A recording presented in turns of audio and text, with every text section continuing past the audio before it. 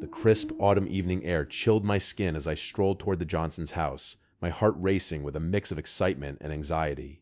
It was October 14th, 2022, a Friday night, and I was 16 years old, ready for my first babysitting job for a family I barely knew. Their house loomed ahead, a quaint two-story structure nestled in a quiet cul-de-sac, its exterior warmly lit by a string of fairy lights that adorned the porch. As I approached, I could hear laughter from within, making me feel slightly more at ease despite the palpable tension that seemed to swirl around me. Mrs. Johnson welcomed me at the door, her hands clasped in front of her as she hurriedly explained the evening's schedule, while her son Max, an excitable 8-year-old, bounced around in the background. There was a gleam of desperation in her eyes as she reassured me that Max was a good boy who just needed someone to keep him company while they were out for the night. I nodded, hoping to project confidence as I absorbed her instructions about dinner, bedtime, and of course, the warning about the basement door, which she insisted I keep locked at all times. It was an odd request, but I brushed it off, focusing instead on the cheerful giggles that erupted from Max in the next room. Once they left, the house felt eerily quiet, the sound of the car engine fading into the distant night. Max and I headed to the living room where he asked to watch cartoons, his voice a high-pitched hum of enthusiasm. As the vibrant colors flickered across the screen, I couldn't help but steal glances at the staircase leading up to the bedrooms. The house, filled with the soft glow of the TV, began to feel larger and more foreboding. I shook off the creeping unease, convincing myself it was just the unfamiliar surroundings playing tricks on my mind. Dinner was a quick affair, pizza that Max devoured as if it were his last meal, and I was grateful for the distraction it provided. Afterward, I suggested a game of hide-and-seek, thinking it would fill the time until his bedtime. Max grinned, his eyes shining with excitement, and as he counted to 20, I crept around the house, seeking the perfect hiding spot.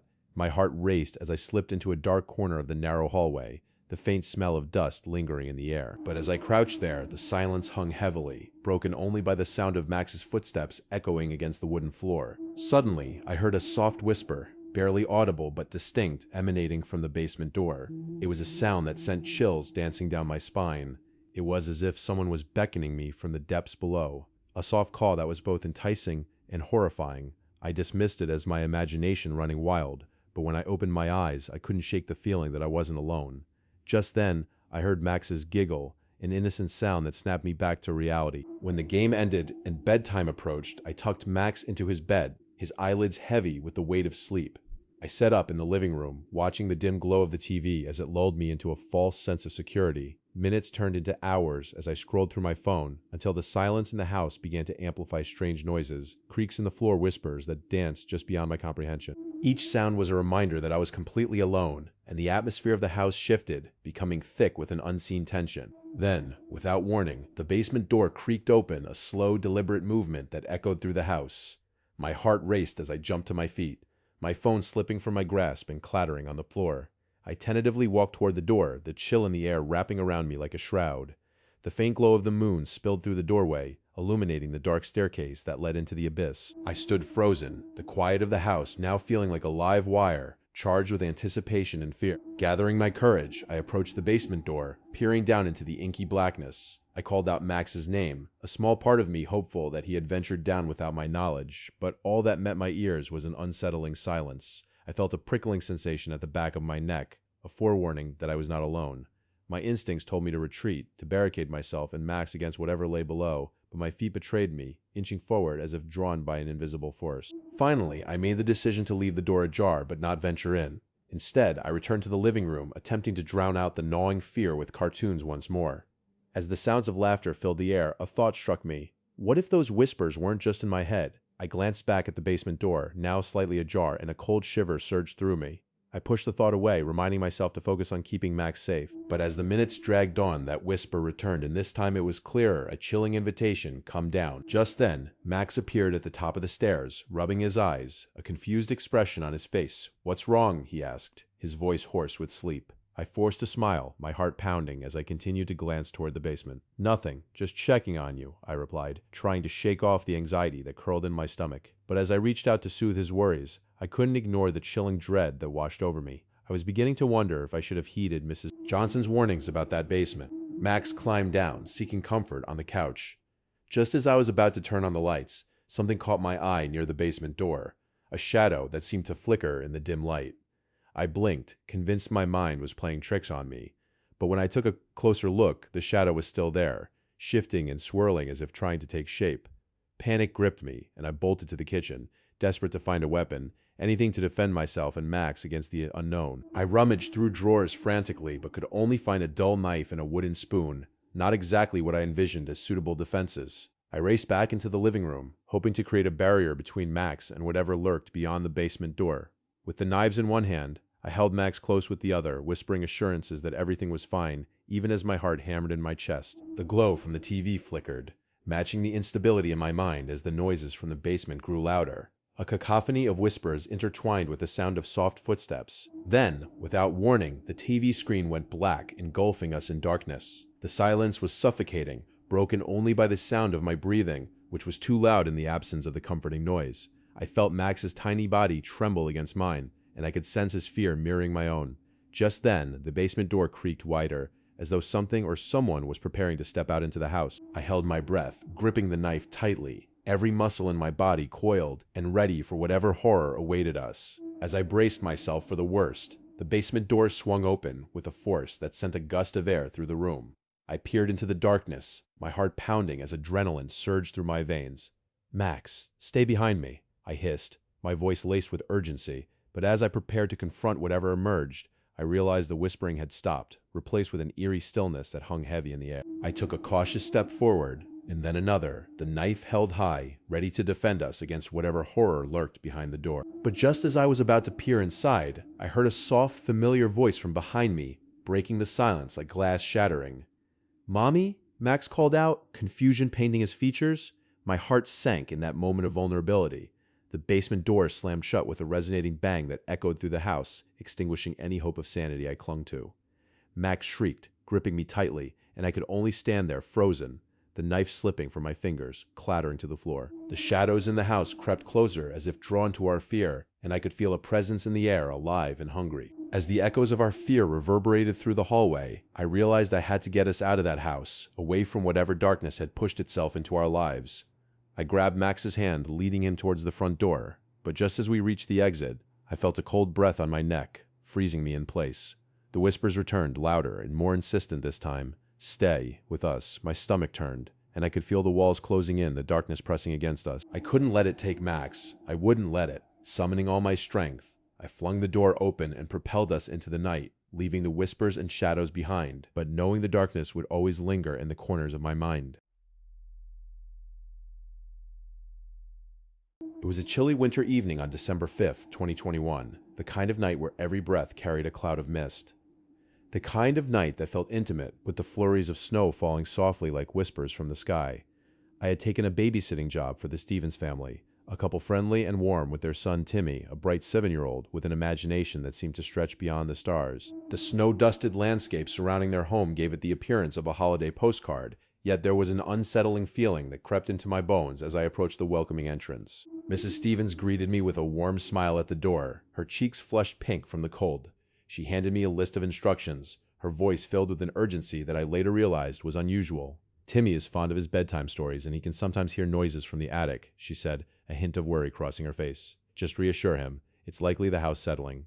I nodded, feeling a little uneasy but attributing it to the winter chill. I had babysat before and assured myself that everything would be just fine as they headed out into the swirling snow, leaving me alone in the bright, cheery living room. Once they left, Timmy and I settled down in the living room, with a blanket draped over us, surrounded by the soft glow of the fireplace. The flickering flames danced like ghosts, casting eerie shadows across the room. I could see Timmy's eyes light up with excitement as he recounted his day at school, but there was an undercurrent of anxiety to his chatter. The shadows in the corners seemed to deepen, and despite the warmth radiating from the fire, I felt an unusual chill in the air, like someone was watching us from beyond the walls. After several stories, I prepared Timmy for bed, leading him up the creaking staircase that groaned under our weight. His room was cozy, filled with various toys and colorful drawings taped to the walls, but as I tucked him in, he looked up at me with wide, frightened eyes. "Do you think the noises from the attic are real?" he whispered, his voice barely breaking above a hush. I could feel my heart race as I assured him it was just the house settling, forcing a smile to calm his fears even as unease bubbled within me. As I exited Timmy's room and closed the door softly behind me, the atmosphere shifted. I could hear a subtle thumping from above, almost like a heartbeat pulsing in the attic. I walked down the hallway, my senses heightened, every creak of the floorboards echoing in the stillness. I tried to shake off the feeling of dread settling over me like a heavyweight cloak, reminding myself of the numerous stories I had heard about old houses. They creaked and groaned, and that was normal. But something about this was different, a rhythm that felt intentional, unsettling. I grabbed my phone, intending to distract myself with a game, but the thumping persisted, echoing through the house like a whispering urge to investigate. I glanced back toward Timmy's room, where he was now fast asleep, the rhythmic sounds continuing to pulse from the attic. My curiosity piqued. I felt compelled to discover the source of the thumping. As I made my way toward the attic door, I pulled the ladder down, my hands trembling as I climbed up into the dark recess above. The attic was swallowed in darkness, the air thick with dust and secrets. As my eyes adjusted, I noticed old furniture covered in sheets, like ghosts from a forgotten past. And then, there it was again, the sound, closer now, a dull thud followed by a pause, as if something was trying to communicate. I called out, "Hello, is anyone there?" My voice echoed back to me, swallowed by the shadows. I advanced cautiously, each step stirring the dust and creating a storm of memories long buried amidst the cobwebs. As I moved further in, I came across a large trunk, its lid ajar, a dim light flickering from within. Curiosity overwhelmed my fear, and my heart pounded as I approached it. I reached down to push the lid open, but it was stuck. Something was holding it shut from the inside. I tugged with all my might, and suddenly the trunk burst open, revealing a collection of dusty toys and forgotten memories. But beneath them lay a note, scrawled in hurried handwriting. "Get out while you still can." My blood ran cold, my senses screaming to flee, but I couldn't help but read it again, a warning engraved in my mind. The thumping returned louder, this time reverberating through the attic like a sinister heartbeat. Panic washed over me, and I turned to bolt down the ladder when I felt a draft, a cold wind blowing against my back. It was impossible. I was the only one here. My mind raced as I tried to comprehend the impossibility of the situation. I scrambled down the ladder, my heart pounding erratically, the ominous thumping growing louder, almost as if it was chasing me, urging me to flee before it was too late. I dashed into the hallway, my heart racing, and locked Timmy's door behind me, breathing heavily. But as I looked down the hallway, the shadows seemed to stretch toward me, the thumping now echoing through the walls around me. I pressed my back against Timmy's door, a cold sweat breaking out across my brow, wishing I could dismiss the madness of it all. I listened carefully, the sound subsiding for a moment, and I thought maybe it was just my imagination. Perhaps I had let fear consume me in that dusty attic. But that notion was quickly extinguished. Suddenly, the front door swung open with a force, the hinges groaning as if in pain. I realized someone else must have entered the house. My stomach sank. I was no longer alone. I reached for my phone, but as I did, the thumping started again, louder, now accompanied by a rustling sound from the attic. My mind raced. Did Timmy wake up? Were his parents home? Fear gripped me as I listened closely, and all I could hear was the frantic beating of my own heart, culminating in a cacophony of dread that hung thick in the air. I couldn't wait any longer. I had to check on Timmy. I pushed the door open and rushed inside, shaking him gently. "Timmy, wake up!" I whispered urgently. He stirred, his eyes fluttering open in confusion. But just as I was about to reassure him, the attic door swung wide open, and from the shadows, a figure emerged, silhouetted against the dim light of the hallway. I gasped, my throat closing up, and Timmy clutched my arm, his eyes wide with terror. I backed toward the window, wanting to cry out, but the figure stepped into the light, and I realized it was a mannequin, an old tattered relic from the trunk I had just opened. Relief flooded through me, but it was short-lived as the sounds of footsteps echoed from the staircase. A heavy thump reverberated through the house, the unmistakable sound of someone descending. I glanced at Timmy, who was now shivering beside me, paralyzed with fear. I grabbed his hand tightly, and we both glanced toward the attic door. That eerie thumping resumed, and the air felt heavier. We could not just stand there. Whatever was in the house with us was not waiting around to be discovered. I pulled him toward the window, desperate to escape, but as I reached the glass, the sound of laughter filled the air, echoing through the walls like a haunting melody. The laughter wasn't the innocent joy of a child. It was darker, layered with malice and hunger. The thumping crescendoed, resonating from above, urging us to flee. In that moment, I knew we had to jump out of the window. It was our only way out. I took a deep breath, forcing myself to push aside the terror that threatened to overtake me, and pulled Timmy closer. As I threw open the window, the icy air rushed at us like a tidal wave, invigorating yet terrifying. I helped Timmy climb out first, his small body disappearing into the darkness below. I was about to follow when the laughter burst into a terrifying cacophony. My heart raced as I felt the presence close in, a suffocating aura that surrounded me. With the sounds of footsteps nearing, I took one last look at the attic door, now slightly ajar, and all I could do was jump, plunging into the unknown as the house behind me echoed with the sinister sounds of a nightmare long since awakened. On the evening of February 18th, 2023, I found myself standing outside the Reynolds home, a quaint little cottage tucked away at the end of a winding road. The sky had started to cloud over, casting a gray hue over the neighborhood as I pulled my jacket tighter around me. The air was thick with an impending storm, electric and charged with tension. I was just 14 and excited for my third babysitting job, this time for a family I had met at the park. The house looked so inviting, but even then, I felt a strange energy rippling through the atmosphere, hinting that something wasn't quite right. Mrs. Reynolds greeted me at the door, her smile warm yet weary. She quickly ran through the details of the night. Her daughters, Mia and Leela, aged 6 and 8, were both excited for a night of fun. Just keep them entertained until bedtime. As she left, I couldn't shake the feeling that I was being watched. It was a fleeting thought, but the air felt heavy, as if the walls themselves were holding secrets. I brushed it off, telling myself it was just the storm stirring in the distance. After all, the girls were delightful, and the night would surely be a breeze. Once inside, the cozy warmth enveloped me, but the flickering lights overhead drew my attention. I dismissed them initially, attributing it to the weather, but the bulb continued to blink erratically. I tried to ignore it as I sat with the girls in the living room, surrounded by their colorful toys and laughter. They were busy building a fort with cushions, and invited me to join, their enthusiasm contagious. Yet, the flickering lights caught my eye like an irritating itch that I couldn't scratch. It was distracting, like a warning sign I couldn't ignore. The girls played happily, and I attempted to concentrate on the game, but my mind kept drifting back to the strange flickering. Every time the lights glimmered, a cold shiver ran down my spine. I glanced up to see the girls giggling together when suddenly, the living room plunged into darkness, the lights cutting out completely. The sudden absence of light robbed me of my senses. I could barely see the shapes of the girls in front of me. Mia? Leela? I called out, panic swelling in my chest as I fumbled for my phone, its glow piercing the darkness as I turned on the flashlight. The beam of light illuminated the girls' faces, wide with surprise. They squealed with delight, but I couldn't shake the unease gripping me. Stay close, okay? I urged them, feeling the shadows around us creep closer as the wind howled outside. Just as I began to calm myself, the lights flickered back on, revealing the girls huddled together, their expressions suddenly serious. We heard noises, Lila whispered, her voice trembling slightly. A cold shudder coursed through me as I asked what kind of noises, and that's when they both nodded toward the hallway, their small fingers pointing toward the darkened passage. I felt the chill seep into my bones as I turned to look down the hallway, the shadows dancing menacingly along the walls.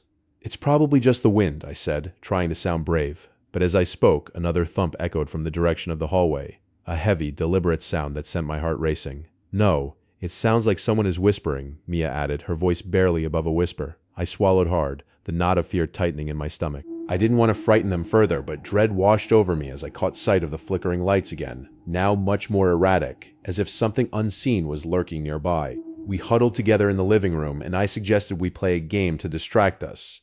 But despite my best attempts, the thumping continued from the hallway, accompanied by whispers that seemed to slither closer.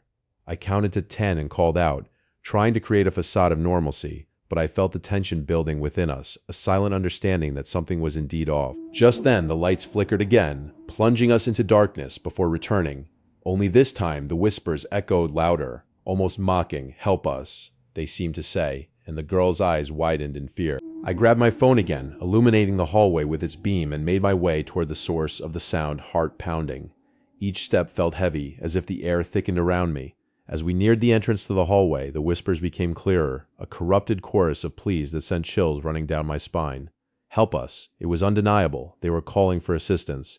My instinct screamed at me to turn back. This was not a normal babysitting job, but the girls looked up at me with pleading eyes, and I knew I had to be brave for them. With every ounce of courage, I stepped into the hallway, the darkness swallowing me whole.